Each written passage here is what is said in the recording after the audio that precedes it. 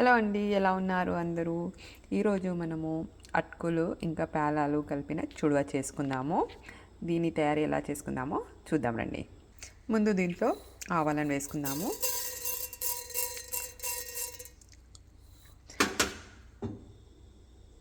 దాని తర్వాత జీలకర్ర కలిపేద్దాము.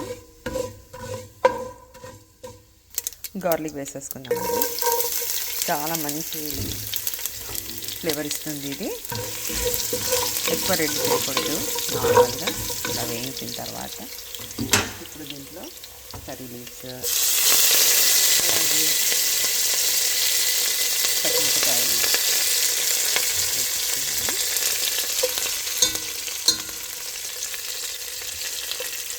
ఇప్పుడు దీంట్లో పల్లీలు వేసేసుకున్నాము, అలాగే పుట్నాలు, అలాగే ఎండు కొబ్బరి కలిపేసుకుందాం. దీన్ని మంచిగా వేగనిద్దామండి. ఇది ఎంత మంచిగా వేగితే అంత మంచి టేస్ట్ ఎన్హాన్స్ అవుతుందన్నమాట. అందుకని దీన్ని స్లో ఫ్లేమ్లో మంచిగా వేగనిద్దాం. మంచిగా వేగిపోయాయండి. ఇప్పుడు కొంచెం అంటే కొంచెం ధనియాల పౌడర్ వేసుకుందాం. దీంట్లో ఉప్పు కూడా వేసేసుకుందాం. పసుపు కొంచెం ఎక్కువ వేసుకుందాం, మంచి కలర్ వస్తుంది. కలిపేసుకుందామండి. లో ఫ్లేమ్ చేసుకొని మురుమురాలను వేసుకుందాము.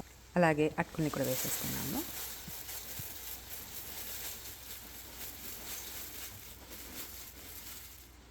ఇప్పుడు ఈ మిశ్రమాన్ని కలిపేసుకుందాం.